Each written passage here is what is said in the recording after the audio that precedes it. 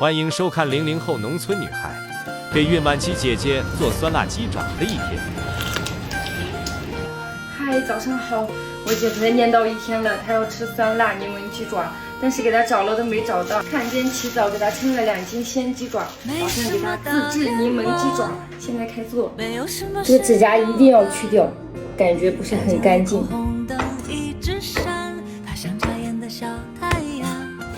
1分为2，能更好的入味。切成这样，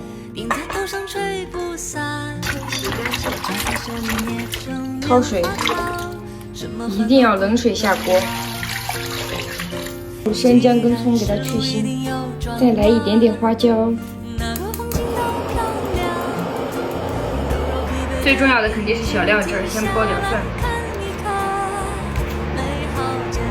蒜个头真大。血沫全部打出去，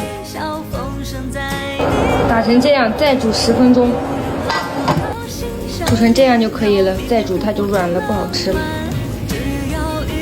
清洗一下，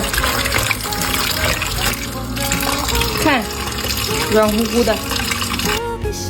再给它加点冰水，给它泡着。如果有冰块的话，最好是加点冰块。蒜末，小米辣。来1勺辣椒面儿，拨一下，2勺生抽，1勺蚝油，2勺糖，1勺盐，点醋，香醋，葱花，要加入凉白开。再切1颗柠檬，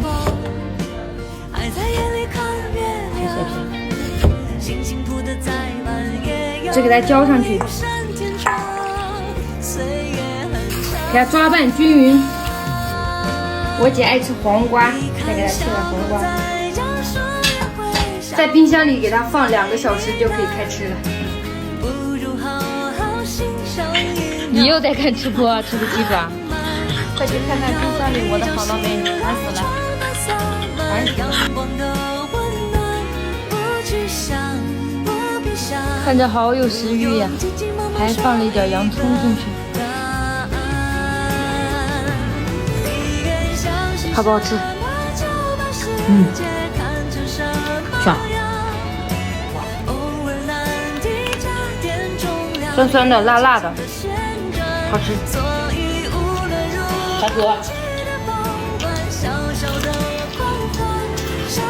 辣到肉。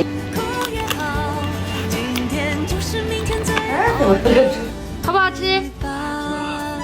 乐儿好不好吃？我的手掌丑。哎，你的笔叶呀？我的也丑。